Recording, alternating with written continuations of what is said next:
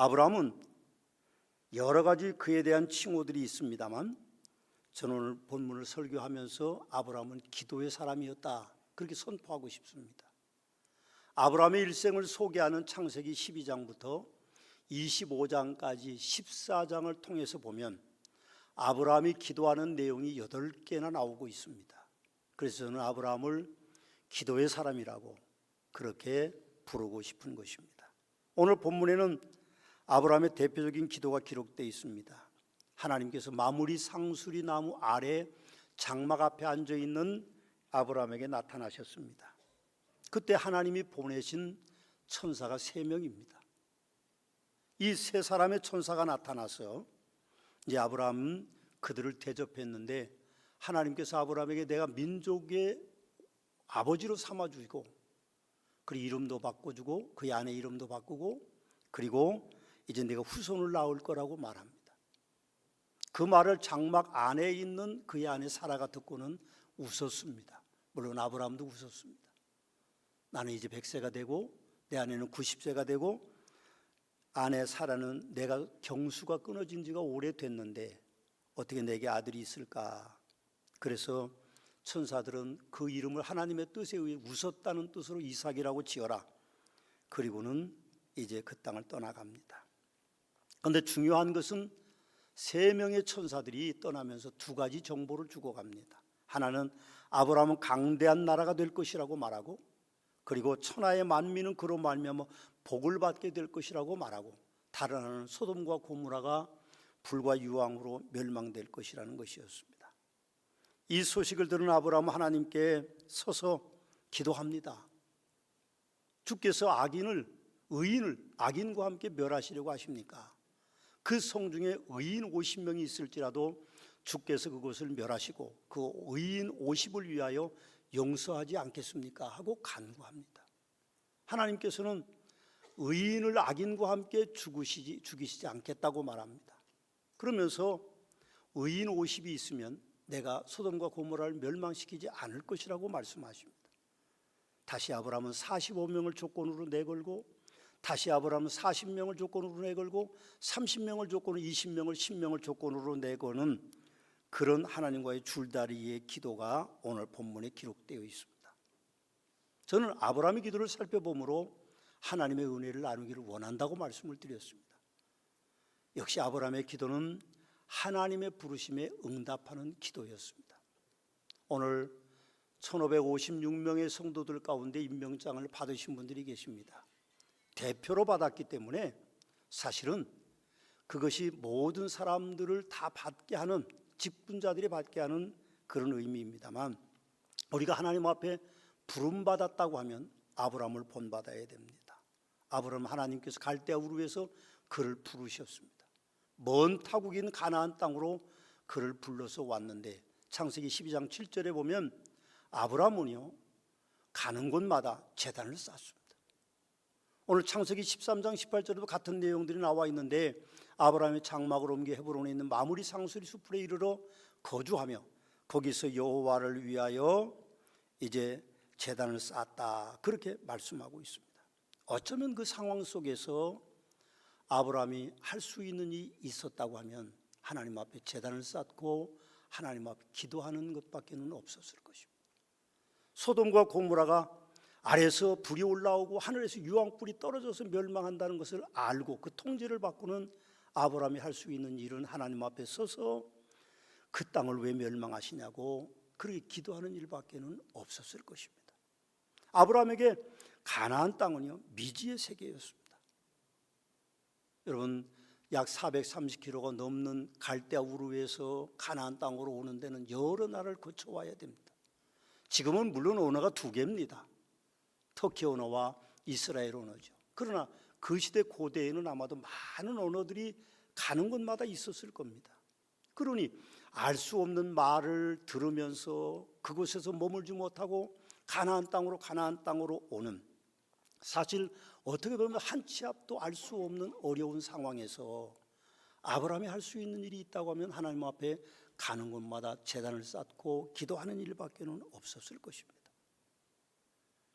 아브라함의 기도는요, 삶이 어렵고 그래서 힘들 때에 드리는 기도였던 것입니다. 가나안 땅에 이주한 아브라함에게 삶이 사실은 그렇게 호락호락하지는 않았습니다. 하나님의 약속은 그 땅이 천국과 같은 땅이라고, 젖과 꿀이 흐르는 땅이라고 말했지만 와서 보는 그 땅은 그렇지 않았습니다. 성지순례를 가보면 터키 땅은 비옥하기 이를 데 없는데 이스라엘 땅에 들어오면 황량한 땅입니다. 하늘을 바라보지 않고는 먹을 것이 생기지 않는 그런 땅입니다. 하나님이 이른 비와 늦은 비를 주시지 않으면 그 땅의 사람들은 굶어 죽게 딱 알맞는 황량한 땅인데 거기서 굶어 죽지 않으려고 하는 몸부림이 아브라함에게는 있었습니다. 지근이 왔습니다. 애굽으로 내려가려고 했습니다. 하나님은 애굽으로 내려가지 않도록 말씀하셨는데도 굶어 죽지 않기 위해서 애굽으로 내려가는 과정이 그에게는 있었습니다. 그만큼 힘들게 살았다는 것입니다. 부부간에 후처의 문제로, 후처의 자식 문제로 다툼이 일어나기도 했고, 그리고 가족 간의 갈등 때문에 롯과 헤어지는 일들이 있었고 원수처럼 됐습니다. 이웃 나라들과 전쟁을 치루어야만 살아남을 수 있었고, 그리고 자기 목숨을 건지려고 아브라함은 아내를 다른 나라의 왕에게 넘겨줘야 되는 그런 일들도 2번이나 있었습니다. 여러분과 저도 2002년을 살아야 됩니다. 우리가 살아가야 하는 그 자국, 발자국 자국에는요, 피한다고 피할 수 없는 어렵고 힘든 일들이 있을 수 있습니다. 물론 그러기를 원하지 않죠. 내 삶이 평탄하기를 원합니다. 그렇게 말해도 사실은 그렇지 않습니다. 제가 금년에 선구 뽑기를 해보니까 빌립보서 2장 5절 예수의 마음을 품어라, 그렇게 하는 말씀이었습니다. 집사람에게 제가 빌립보서 2장 5절을 뽑았다고 하니까 금년에는 많이 참으셔야 되겠네요. 저에게 그렇게 이야기했습니다. 안 참고 싶은데, 참아야 될 일이 없으면 좋겠는데 사실은 제 마음대로 되지 않는 것이 2022년의 저의 삶일 것입니다. 그러나 그때마다 우리도 아브라함처럼 엎드려 기도해야 됩니다. 우리가 기도하면 하나님께서 아브라함에게 응답해 주신 것처럼 우리에게도 응답해 주실 것이라고 저는 확신합니다. 여러분들이 기도하면 하나님이 분명히 응답해 주실 것입니다. 아브라함처럼 이사할 것을 위해서 우리가 기도하면 하나님이 응답해 주실 것이고, 아브라함처럼 아내를 위해서 기도하면 응답해 주실 것이고, 아브라함처럼 우리가 배우자를 위해서 기도하면, 우리가 남편을 위해서 기도하면 응답해 주실 것입니다. 아브라함이 기근을 당해서 가난할 때도 기도하면 하나님께서 응답해 주셨고, 그리고 아브라함이 자녀를 위하여 기도했고 그래서 자녀에게 복을 내셨던 것처럼 우리가 자녀를 위해서 기도하면 하나님께서 응답해 주실 것입니다. 아브라함처럼 소돔과 고모라 그 죄악이 그렇게 성행하는 그 땅을 위해서 기도했더니 하나님이 들으시고 욥을 구원하셨던 것처럼 우리가 사람들을 위해서 기도하면 하나님께서 우리의 기도를 들으시고 사람들을 구원의 자리로 이끌어 주실 것입니다. 그렇습니다. 아브라함은 중보기도하는 사람이었습니다. 창세기 18장 20절 말씀에 보면 그렇게 기록되어 있습니다. 여호와께서 또 이르시되 소돔과 고모라에 대한 부르짖음이 크고 그 죄악이 심히 무거우니, 그렇게 말씀합니다. 소돔과 고모라는요, 엄청난 부패한 땅이었습니다. 특별히 동성연애가 왕성했던 그 땅이었습니다. 그런데 하나님께서 그 땅을 멸망하실 때 아브라함은 그 땅을 위해서 기도했습니다. 물론 그곳에 롯이라고 하는 조카가 들어가 있기 때문이다, 그렇게 말할 수도 있겠습니다만 꼭 반드시 그렇지는 않을 것입니다. 우리가 사람들을 위해 기도하는 것도 마찬가지입니다. 하나님께서 이 땅을 멸망하지 않기 위해서, 한 사람이라도 구원하기 위해서 우리가 몸부림치면서 아브라함처럼 기도하면 하나님께서 우리의 기도를 들어주시리라고 저는 믿습니다. 우리도 아브라함처럼 다른 사람을 위해서 중보기도를 해야 됩니다. 디모데전서 2장에 보면 모든 사람을 위하여 간구와 기도와 도구와 감사를 하되 임금들과 높은 지위에 있는 모든 사람을 위해서 하라. 이는 우리가 모든 경건과 단정함으로 고요하고 평안한 생활을 하려 함이라, 그렇게 말씀하고 계시면서 이것이 우리 구주 하나님 앞에 선하고 받으실 만한 것이니 하나님은 모든 사람이 구원을 받으며 진리를 아는 데 이르기를 원한다, 그렇게 우리에게 말씀합니다. 우리가 이 세상 사람들을 위해서 기도합니다. 아는 사람을 위해 기도하고 난 모르는 사람들을 위해 기도하고, 나라를 위해서 기도하고, 선교사님들을 위해서 기도하고, 선교사의 사역의 그 현장의 그 나라들을 위해서 우리는 끊임없이 새해에도 기도할 것입니다. 여러분, 우리가 기도하면 아브라함의 기도를 들으셨던 그 하나님께서 우리의 기도도 듣고 응답해 주실 것입니다. 더 많이 기도합시다. 더 많이 기도합시다. 더 많이 기도합시다. 여러분, 아브라함의 기도는 또한 후손이 복받게 하는 기도였습니다. 아브라함의 기도 중에는 후손을 위한 기도도 들어 있습니다. 하나님의 약속도 그랬던 것처럼 아브라함은 이제 우리가 그 자녀를 위해서 기도하기를 많이 했던 것을 봅니다. 심지어는 이스마엘을 위해서도 아브라함은 안타까워하면서 기도했습니다. 하나님이 그렇게 약속하셨습니다. 내 이름을 아브라함이라 하지 아니하고 아브라함이라 하리니 이는 내가 너로 여러 민족의 아버지가 되게 함이니라. 내가 너로 심히 번성하게 하리니 내가 내게서 민족들이 나게 하며 왕들이 내게로부터 나오리라. 내가 내 언약을 너와 및 내 대대 후손 사이에 세워서 영원한 언약을 삼고 너와 내 후손의 하나님이 되리라. 내가 너와 내 후손에게 내가 거류하는 이 땅 곧 가나안 땅을 주어 영원한 기업이 되게 하고 나는 그들이 하나님이 될 것이다. 그렇게 말씀하셨습니다. 그래서 아브라함 후손을 위해서 기도했습니다. 100세까지 어쨌든 못했던 그 본처에게서 난 아들을 얻기 위해서 아브라함은 몸부림치면서 기도했을 것입니다.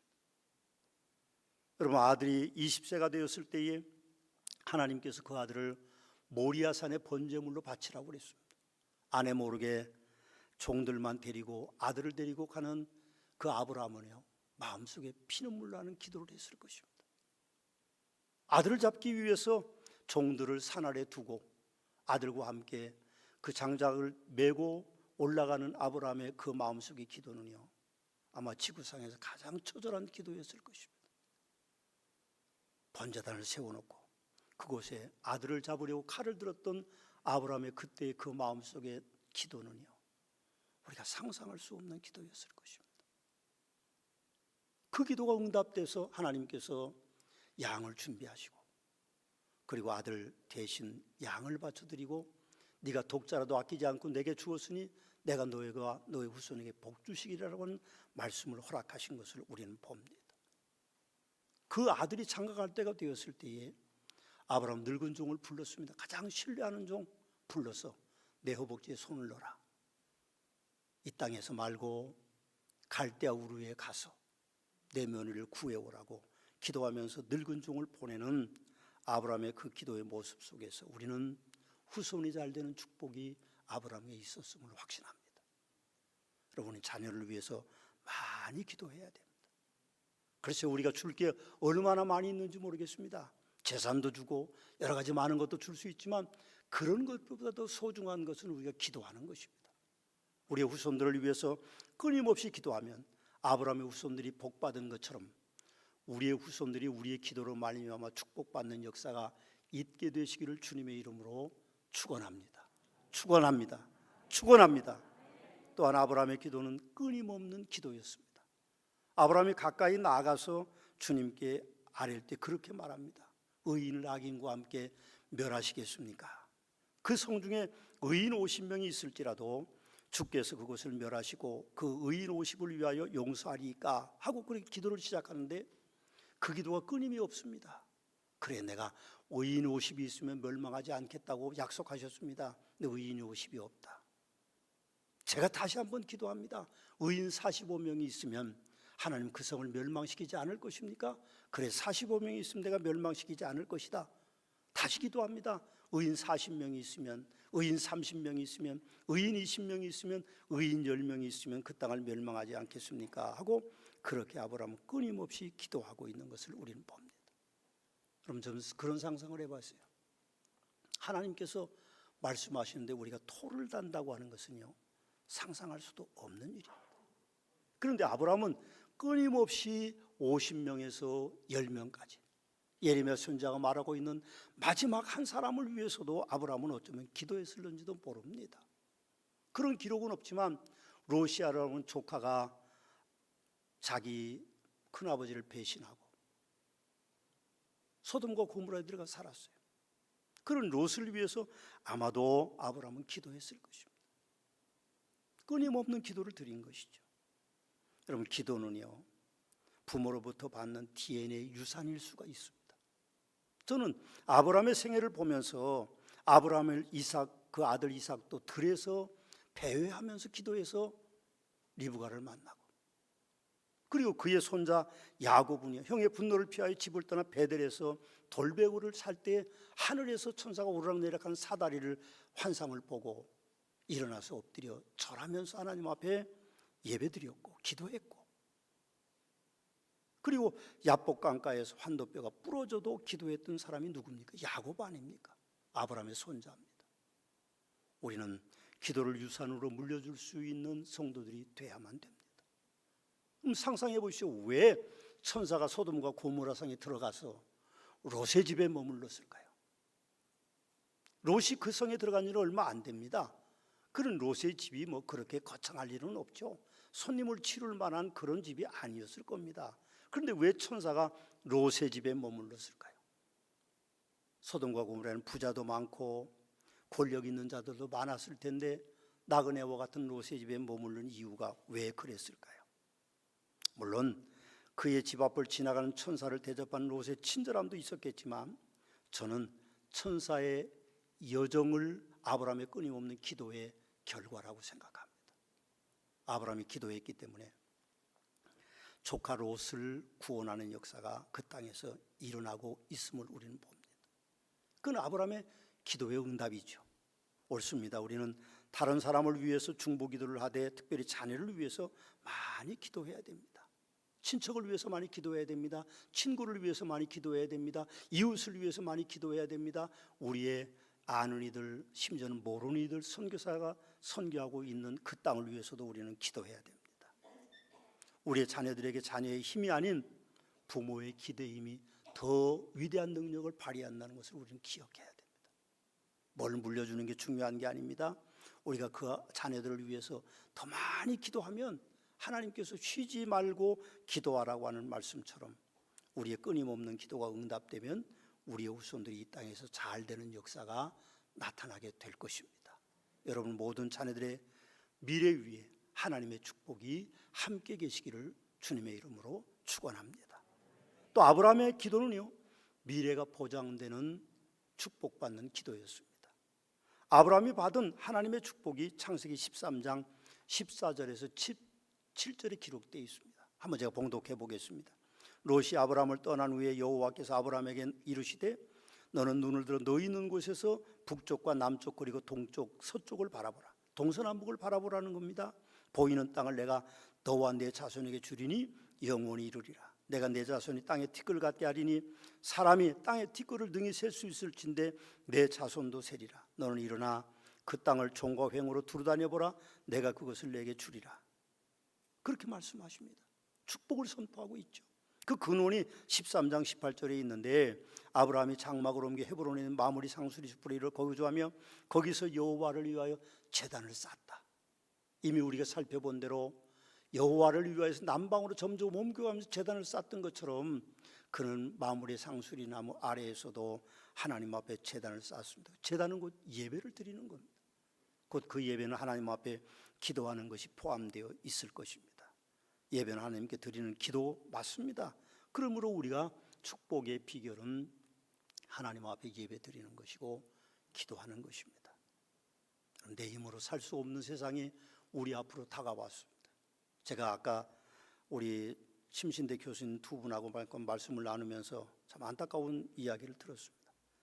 어떤 목사님이 코로나 백신도 안 맞고 마스크도 안 쓰고 그리고 자랑스럽게 살다가 갑자기 세상을 코로나로 떠나셨다고 합니다. 글쎄요, 뭐가 옳은 일인지 그런지는 우리가 알 수 없는 세상에 삽니다. 참 안타깝게도 우리가 모르는 게 세상입니다. 내일 일은 더더욱 그렇습니다. 그럴 때 우리가 하나님의 축복을 받는 비결은 기도하는 것입니다. 2021년은 6.25 사변을 경험해 보지 않는 우리 살아온 모든 해 중에 제일 살기 힘든 해라고 제가 송구영신 예배 때도 말씀을 드렸습니다. 그렇지만 2022년도 우리의 삶은 녹록지 않을 것입니다. 알 수 없는 세상이죠. 우리가 그러나 기도할 것입니다. 기도하면 성공연수 때 말씀드린 것처럼 세 가지로 하나님이 응답해 주시는데 즉시 응답해 주시는 것이 있습니다. 감사하죠. 두 번째로는 기도하는 대로 이루어지지 않는 기도도 있을 수 있습니다. 그러나 하나님께서 우리가 원하는 것보다 더 좋은 것으로 응답해 주실 줄로 저는 믿습니다. 세 번째로는 기다려야 이루어지는 때도 있을 것입니다. 기다리는 거죠. 하나님도 기다리시고 우리도 당연히 기다려야 됩니다. 하나님은 우리에게 내 생각은 너희 생각 같지 않고, 그리고 너희에게 하루가 내겐 천년 같고 너희에게 천년이 내겐 하루 같다고 말씀하셨기 때문에 우리가 하나님의 그 응답을 기다리는 일밖에 우리에게는 없습니다.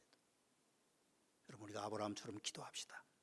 아브라함은 기도하는 삶을 살았기 때문에 믿음의 조상이 되었고, 아브라함은 기도하는 삶을 살았기 때문에 선민의 조상이 되었고, 아브라함은 기도하는 삶을 살았기 때문에 예수님의 조상이라는 축복을 받고 있음을 봅니다. 그 축복이 기도하는 우리에게도 임하게 되시기를 주님의 이름으로 축원합니다. 기도하시겠습니다.